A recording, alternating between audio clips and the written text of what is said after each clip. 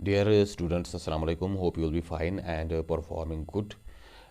In my previous two videos, I have already explained you the lesson keeping quiet of class 12th.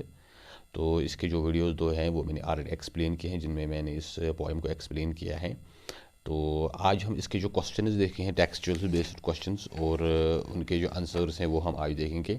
इसके कुछ question ज़्यादा नहीं है, बस दो चार हैं। What will counting out 12 and keeping still help us achieve. जो क्वेश्चन है वो ये है कि काउंटिंग अप टू 12 12 तक गिनना, and keeping still and keeping ourselves silent, keeping ourselves calm help us to achieve. इससे हमें क्या चीज़ हासिल होता है अगर हम खामोश रहे और 12 तक गिने। जो इसका आंसर है वो यहाँ पर है। Counting up to 12 takes very short time. As we know, counting up to 12 takes us very short time. It is not such a lengthy job. Keeping still for this brief interval of time gives us momentary pause. अगर हम कुछ देर के लिए खामोश हो जाए तो इससे हमें एक पाज मिलता है, और हेल्प टू इंट्रोस्पेक्ट, उससे हम सोचने पे मजबूर हो जाते हैं, इंट्रोस्पेक्ट करते हैं, अपना एहतसाब करते हैं। And review the course of action, and we rethink, और we revise our course of action. हमको क्या करना है, कौन सा काम करना है, and what should be our strategy. किसी मसले का हल निकालने के लिए खामोशी इंतहाई ज़रूरी है, तभी हम उसके बारे में कुछ सोच सकते हैं कि हम किसी प्रॉब्लम को कैसे सॉल्व करें। It is generally observe that most of the ills and troubles of the world are caused by our rush और हरी। क्योंकि ये देखा गया है कि दुनिया में जो अक्सर जो मसले मसाइल हैं, जो बीमारियां हैं, जो मुसीबतें हैं, that is mostly caused by our rush. जो हमारी एक रश है, हमारी एक हरी है, एक जल्दबाजी है, और हम जल्दी में सब कुछ करना चाहते हैं। That led us to money problems and issues. उससे काफ़ी सारे मसले और मसाइल खड़े हो जाते हैं। Violence is caused by anger. और जो वायलेंस होता है, जो जंग होता है, तशद्दुद होता है, उसका जो मेन काज है that is anger. And anger is caused by this Hari. Anger की वजह जो ये हरी है और ये रश है। So in order to control our anger and in order to control this violence we have to be silent for some time, and we have to keep ourselves still for some time. So keeping quiet and still will give us a necessary respite. तो खामोश रहना और कुछ देर के लिए रुकना, अपने आप को कंट्रोल करना, to keep ourselves calm, अपने आप को खामोश करना, एंड कूल, और अपने आप को शांत करना, will give us necessary respect. उससे हमें कुछ टाइम के लिए राहत मिल जाएगी, एंड एंश्योर पीस, और अमन को कायम करने में काफ़ी मदद मिल सकती है। Only peace can be achieved by calm and this silence. अमन को सिर्फ खामोशी और इस शांति से ही हासिल किया जा सकता है। It will help us to achieve peace and harmony. Finally इससे जो पीस, अमन और हारमोनी वो कायम हो सकती हैं, क्योंकि शांति के बगैर ये चीज़ें नामुमकिन नहीं है। Then there is the second question. इसके बाद इसका जो दूसरा क्वेश्चन है, do you think the poet advocates total inactivity and death. क्या आपको लगता है कि जो पोइट हैं वो शांति से जो उसकी मुराद है वो बिल्कुल इनएक्टिविटी हैं, कि हम बिल्कुल वो इनएक्टिव हो जाए, बिल्कुल कोई काम ना करें, एंड डेथ, और एक तरह की मौत, एक तरह की वो बिल्कुल खामोशी सी छा जाए, और बिल्कुल एक तरह का सुकूत हो जाए। Is it what point actually wants to say. क्या यही पॉइंट कहना चाहता है? नो, ही डजंट एडवोकेट इधर इन टोटल इनएक्टिविटी और डेथ। नहीं, हम जब पोइम को पढ़ते हैं, when we go through this poem, we have already understood that poet does not want us to be totally inactive और टोटली डोसाइल। शायर ये नहीं चाहता कि हम बिल्कुल इनएक्टिव हो जाए, बिल्कुल वो बेकार बैठे, आइडल हो जाए, और डेथ, और ये बिल्कुल वो मुर्दों की तरह हो जाए। He makes it quite clear that stillness should not be confuse with total inactivity और इक्वेटेड। क्योंकि जो पॉइंट हैं Pablo Neruda, he already told us that this stillness should not be confuse with this inactivity. कि आप इस खामोशी को, जो मैं कह रहा हूँ, उसको बिल्कुल वो इनएक्टिविटी के साथ कन्फ्यूज़ ना करो, और इक्वेट टू इट, या इसके बदले इसको इक्वेट ना करो।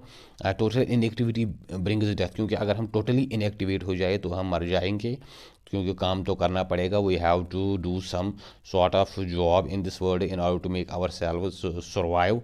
But Neruda has no truck with death. लेकिन नेरुदा जो है वो कह रहा है कि he has no truck with death, जैसे वो फौजियों को फिर ट्रक में लादा जाता है when they die in the war. तो नेरूडा कहता है कि मेरे पास कोई ऐसी ट्रक नहीं है। That means he does not want death, वो मौत नहीं चाहता है, वो बर्बादी नहीं चाहता है।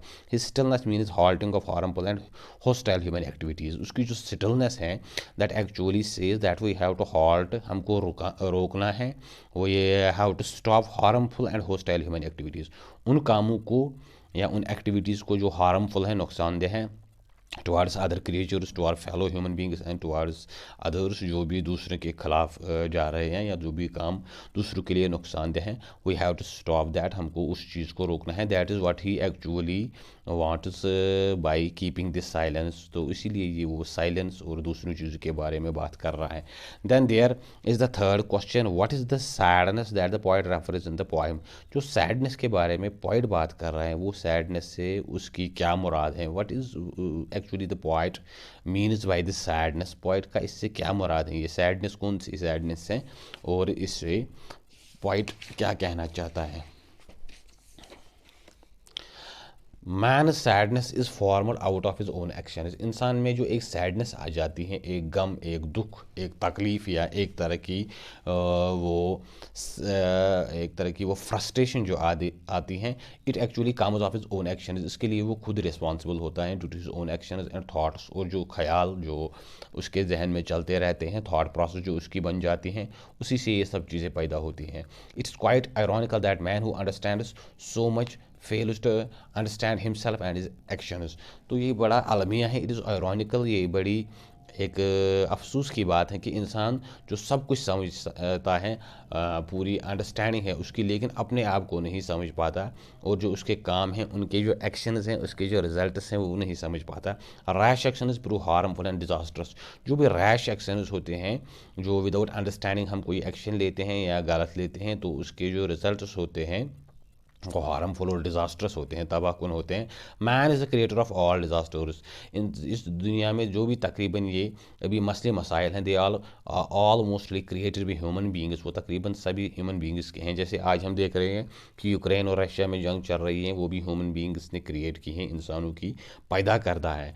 He is always threatening himself with death. इंसान खुद ही अपने आप को थ्रेटन किए हुए हैं, अपने जान के दर पे हैं, because of his thoughts and actions, क्योंकि उसके जो थाट्स हैं और जो उसके एक्शंस हैं, हरकत सकनात हैं, वो बिल्कुल उसके जान के बिल्कुल दर पे हैं। This is the tragedy of his life.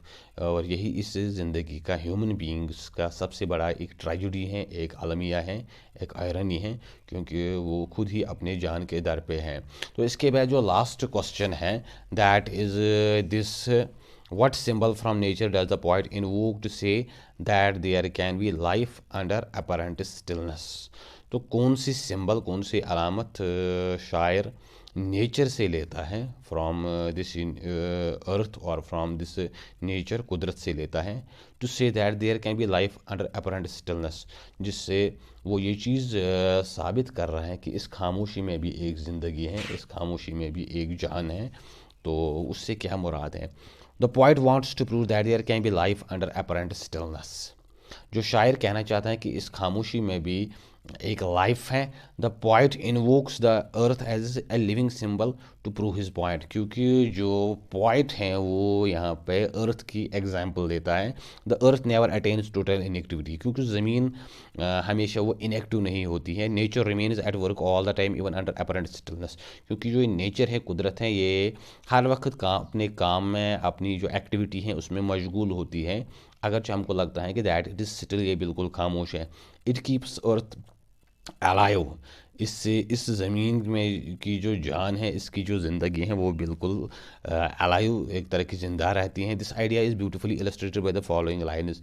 तो ये पॉइंट जो है वो इस चीज़ को, इस आइडिया को यहाँ पे ऐसे प्रेजेंट करता है। As when everything seems dead, जबकि हमें लगता है कि हर चीज़ मर गई है, and later proves to be alive, लेकिन फिर हम बाद में देखते हैं कि ये ज़िंदा है। That means the earth looks sometimes dead but later it proves to be alive. जैसे हम पेड़ पौधों के साथ देखते हैं कि खज़ां में ये मुरझा जाते हैं और उनके जो पत्ते वो गिरते हैं, it looks like that they have died, ऐसा लगता है कि ये मर चुके हैं। तो but in the spring time they again come to life. लेकिन हम देखते हैं कि जैसे ही बाहर का सीज़न शुरू होता है, वो फिर से जैसे ज़िंदा हो जाती हैं. सो these are the four questions that have been asked by the poet. Then there is a question related to our thought process. Choose a quiet corner. आप थोड़ी देर के लिए एक किसी खामोश जगह पर बैठो एंड कीप स्टिल, और अपने आप को शांत करो फिजिकली एंड मेंटली. चाहे वो फिजिकली हो या मेंटली हो, दोनों परस्पेक्टिव से आप अपने आप को कूल करो फॉर अबाउट 5 मिनट्स, तकरीबन 5 मिनट के लिए. Do you feel any change in your state of mind? क्या आपको लगता है कि आपकी जो थॉट प्रोसेस है, आपका जो सोचने का अंदाज है, या आप में कुछ तब्दीली आ गई है, जो आप सोच रहे हो या जो आप अंडरस्टैंड कर रहे हो? सो इस क्वेश्चन का जो आंसर है वो यहाँ पे मैंने लिखा हुआ है.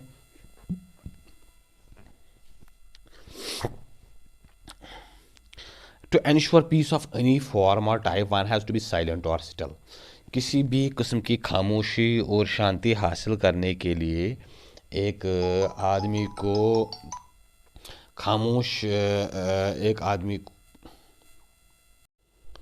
choose a quiet corner and keep still physically and mentally for about 5 minutes. Do you feel any change in your state of mind? और इसके बाद जो क्वेश्चन हैं, we have to try this, we have to practice this. ये थोड़ा practical based question है कि आपको कुछ देर के लिए शांत बैठना है किसी थोड़ा अलग जगह पे ट्रैंक्विलिटी में, and then you feel any change in your state of mind. क्या आपको लगता है कि आपके जहन में या आपकी सोच में थोड़ी बहुत तब्दीली आ गई है? तो इसका जो आंसर है वो मैंने यहाँ पे लिखा है. To ensure peace of any form और type we has to be silent और स्टिल. किसी भी किस्म की शांति और अमन हासिल करने के लिए हमको साइलेंट होना पड़ेगा और स्टिल कुछ देर के लिए रुकना पड़ेगा. If we have to end the conflictive weather of outside और inside of ours, we have to turn ourselves silent. हमको किसी भी तरह का अमन हासिल करना है, जो हमारे अंदर चल रहा है या हमारे जो बाहर चल रहा है, the wars that are going on. So we have to stop these things, we have to be silent for some time. Silence as per thinkers is must for introspection. क्योंकि जो थिंकर्स हैं, फिलोसफर्स हैं, mostly this said कि अगर हमको introspect करना है then we have to be silent. अगर हमको अपने आप में झांकना है, जांचना है, तो हमको साइलेंट होना पड़ेगा. As some famous person has said, किसी मशहूर इंसान ने कहा था, if you want to listen then be silent. अगर आपको सुनना है तो आपको खामोश रहना है. And another famous person has said, if you say war has ended, it has ended. और किसी दूसरे जो मशहूर शख्सियत, मुझे अभी उसका नाम याद नहीं है, उसने कहा था कि अगर आप जंग को ख़त्म करना चाहते हो तो आप जंग को ख़त्म करो. अगर आपने कहा कि जंग ख़त्म हो गई तो समझो ख़त्म हो गई. If you have determined to end a war then means it has ended. And it shows everything depends upon you. इससे हमें पता चलता है कि तकरीबन हर चीज़ का दारमदार एक ह्यूमन बीइंग पे है, उसकी अपनी सोच पे है. And in order to get a sort of peace and harmony in our selves, we have to make our selves physically and mentally quiet. और किसी भी किस्म का अमन हासिल करने के लिए, शांति हासिल करने के लिए, हमको अपने आप को फिजिकली और मेंटली शांत करना पड़ेगा. As I tried I felt a change in my state of mind. मैंने कुछ देर के लिए प्रैक्टिस किया और मुझे ये लगा that what I felt is, जो चीज़ मैंने इसमें फील की वो ये है, one can better focus on solution of any problem if one can remain silent. अगर हम कुछ देर के लिए खामोश रहे तो जो हमारी ज़िंदगी में मसले मसाइल हैं, हम उनका बेहतर तरीके से हल निकाल सकते हैं. क्योंकि साइलेंस हमें मौका देता है कि हम किसी चीज़ पे ज़्यादा फोकस करें, ज़्यादा उस पर कंसनट्रेट करें. To get free from stress and irritation, silence is must. तो आज के ज़माने में जो मोस्टली हम सब स्ट्रेस और इरिटेशन में ये फंसे हुए हैं, साइलेंस इज़ अ मस्ट. शांति हमारे लिए इंतहाई ज़रूरी है, otherwise we will get frustrated. You can get free from irritation and stress. You can get from irritation and stress in cacophony. To get free from stress and irritation, silence is a must. You can get free from irritation and stress and cacophony. और अगर आपको irritation या stress या काकोफोनी शोर शराबे से भागना है, then you have to be silent. आपको कहीं दूसरी जगह बैठना है और तभी आप ये स्ट्रेस और दूसरी चीज़ों से आज़ाद हो जाओगे. If you remain silent in some corner, it helps you concentrate. Silence इसके अलावा आपको कंसंट्रेशन में मदद करती है. अगर आप किसी शोर शराबे वाले जगह पे हैं, then you can not concentrate on anything. अगर आपको किसी चीज़ पे कंसंट्रेट करना है तो then you have to be silent. आपको साइलेंट होना पड़ेगा और पूरा अपना दिमाग उस चीज़ पे लगाना पड़ेगा. उसके लिए भी ये काफ़ी आप ये चीज़ प्रैक्टिस कर सकते हो. You can be more productive in your job by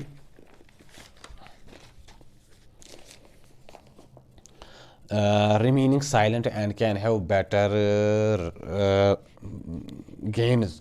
तो आप अपने काम में ज़्यादा प्रोडक्टिव हो सकते हैं अगर आप साइलेंट रहे, और आपकी जो गेन्स हैं, आपके जो प्रोडक्शन है या प्रॉफिट है, वो ज़्यादा बेहतर हो सकता है इफ़ यू बी साइलेंट। अगर आप साइलेंट, अगर खामोशी में ये चीज़ करोगे, it will help you making your mental and physical body relax. Silence, अगर आप कहीं अलग जगह बैठोगे तो आपकी एक फिजिकलिटी और आपकी जो मेंटालिटी है वो आपको लगेगा कि आप रिलैक्स कर रहे हो, आपको आराम मिल रहा है। You can better introspect in silence. Silence में आप बेटर इंट्रोस्पेक्ट कर सकते हो, अपने आप को क्वेश्चन कर सकते हो, अपने आप से सेल्फ टॉक जिसको बोलते हैं, अपने आप से बात कर सकते हो, and can better understand the meaning of your life. और जो आपकी लाइफ का मीनिंग बनता है वो आप बेहतर तरीके से समझ सकते हो, अंडरस्टैंड कर सकते हो। इसके बाद जो क्वेश्चन था, notes the differing line lengths of the stanzas and shift in thought from stanza to stanza. ये जो इस पोइम की जो स्टंजाज हैं वो किस टाइप के हैं, वो राइमड हैं, अनराइमड हैं, फ्री वर्स हैं, ब्लैक वर्स हैं, और उनका जो शिफ्ट है थॉट प्रोसेस में, थॉट में, फ्रॉम स्टंजा टू स्टंजा, वो कैसा है जो राइटर ने शिफ्ट किया है इन दिस स्टंजाज, जो इनकी ट्यून है या जो उसका पॉइंट ऑफ व्यू है। After going through the poem keeping quiet by Pablo Neruda, we have learned first of all the poem is written in free verse और ब्लैक वर्स। जैसे ही हम ये पोइम पढ़ते हैं, we have learn first of all that is not rhymed poem. ये कोई rhymed poem नहीं है, it is actually free verse poem, जिसकी कोई राइम, रिदम या मीटर नहीं होता। उसकी एक लाइन जिसका मीटर बहुत कम है, दूसरे का मीटर जो सेलेबल्स हैं वो बहुत ज़्यादा हैं। सो इसकी कोई पर्टिकुलर राइम, रिदम या मीटर तो है नहीं। Without any specific rhyme, rhythm and metre, इसका कोई राइम, रिदम, मीटर नहीं है। जैसे वो राइम रॉयल होता है इंग्लिश लिटरेचर में, या वो सेस्टेट, ऑक्टेव, जो अलग अलग वो राइम स्कीम्स होती हैं। The poem is serious in tune. Poem जो है वो सीरियस है ट्यून में, क्योंकि एंड फिलोसफिकल इन आउटलुक, और जो पोइट है वो थोड़ा फिलोसफिकल आउटलुक उसमें देता है, क्योंकि it focuses on self introspection. ये सेल्फ इंट्रोस्पेक्शन पे फोकस करता है, जो एक फिलोसफिकल टॉपिक है, फिलोसफर्स जो डिस्कस करते हैं, एंड इंपॉर्टेंस ऑफ साइलेंस। और जो साइलेंस है, silence is one of the main tenets in philosophy. जो फिलोसफर्स है, most of the philosophers remain silent for some time, only then they can have higher level of thinking. अगर आपको आपकी understanding improve करनी है, then you have to be silent. आपको silent होना पड़ेगा, खामोश रहना पड़ेगा। In different poet has in different stanzas poet has changed his tune and shift in thought. जो अलग अलग स्टेंजाज हैं, इसमें पॉइंट ने अपनी थाट और अपनी ट्यून को चेंज किया है। First point wants to keep quiet and he will count to 12। पहले शायर हमको बोल रहे हैं कि हम खामोश हो जाए ताकि वो 12 तक गिने। He wants us to be still on this earth. तो वो चाहता है कि इस धरती पे जो हम आज चल रहे हैं, जो यहाँ पे एक रश लगा हुआ है, वो कुछ देर के लिए थम जाए। And not move our arm, जो हमारे हाथ पाँव है वो अभी हम कुछ देर के लिए शांत रखें। Then he says that it might look different in this stillness without this rush. शायर कह रहे हैं कि आपको ये अजीब लगेगा कि आप एक रश के आदी हो चुके हो, और जैसे ही आप खामोश हो जाओगे आपको ये थोड़ा बहुत एक्जॉटिक लगेगा, डिफरेंट लगेगा। ये exemplifies in fourth stanza by saying that fisherman stop hurting whales. इसके बाद वो नेक्स्ट स्टेंजा में जो एग्जाम्पलीफाई कर रहा है कि जो फिशरमैन हैं, मछेरे हैं, उनको जो व्हेल्स हैं, मछलियाँ हैं, उनको नुकसान करना बंद करना पड़ेगा। And salt gather to ponder on his bounded hands. और जो सॉल्ट गैदरर हैं, जो नमक को जमा करते हैं समंदर किनारे, और जिसके हाथ पे वो सुराख, खराश लगे हुए हैं, जख्म लगे हुए हैं, खाव लगे हुए हैं, उसको उनको देखना चाहिए। In fifth stanza he wants every type of war to stop. Fifth stanza में जो शायर हैं वो चाहता है कि हर किस्म की जंग बंद हो जाए, and be friends in peace. और जो एनिमीज़ हैं, जो दुश्मन हैं, वो एक दूसरे के साथ गले मिले, and be enemy in peace, और अमन कायम करने में एक दूसरे के दोस्त बन जाए। हेयर ही साउंडेड ऑप्टिमिस्टिक। इस स्टेंजा में वो ऑप्टिमिस्टिक साउंड करता है, उसको लग रहा है कि उसकी जो बातें हैं, उसका जो आइडिया है वो इम्प्लीमेंट हो सकता है, वो लोग मानेंगे। In another stanza he wants us to understand that we should not confuse silence with inactivity. इसके बाद राइटर हमको एक चीज़ समझाना चाहता है, that we need to think of inactivity and silence in two different ways. जो साइलेंस है और जो इनएक्टिविटी है, बेहसी हैं या बेकारी हैं, वो हमको कन्फ्यूज़ नहीं करनी चाहिए। एंड आइडलनेस, इनएक्टिविटी और साइलेंस, ये अलग अलग चीज़ें हैं, ये हमको कंफ्यूज नहीं करनी चाहिए। And says that and human sadness that engulfs us all we have to be silent to introspect ourselves. और जो इंसानों पे एक उदासी छाई हुई है, एक वो मगमूम है, या उनका जो फ्रस्ट्रेशन है या स्ट्रेस है, उस चीज़ को दूर करने के लिए हमको लाजिमन खामोश होना है। We have to be silent and introspect our selves, we have to look in our inwards. जो हमारा अंदर का इंसान है हमको उसको देखना है, जो हमारा स्पिरिट है। Finally he teach us by giving example of earth.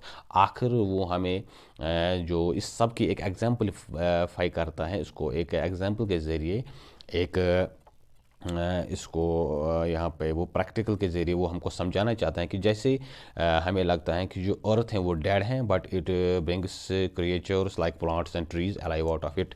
लेकिन ये अपना काम कर रही होती हैं और एक वक्त में इससे पेड़ पौधे उग जाते हैं जो बिल्कुल अलाइव होते हैं। And then he again says that he will count 12 and we have to keep quiet. Finally he again says that he will count up to 12 and we all have to keep quiet. Finally वो कह रहे हैं कि हम सब खामोश हो जाएंगे और वो 12 तक गिनेगा and we have to keep quiet, हम सब शांत हो जाएंगे। So this was the tune that has been this was the tune used in the poem and the rhyme scheme was of free verse. It has no particular rhyme scheme, rhythm और internal rhyme जो होती हैं शायर ने इसमें वो वैसी चीज़ कुछ इस्तेमाल नहीं की है, ये फ्री वर्स में लिखी गई है।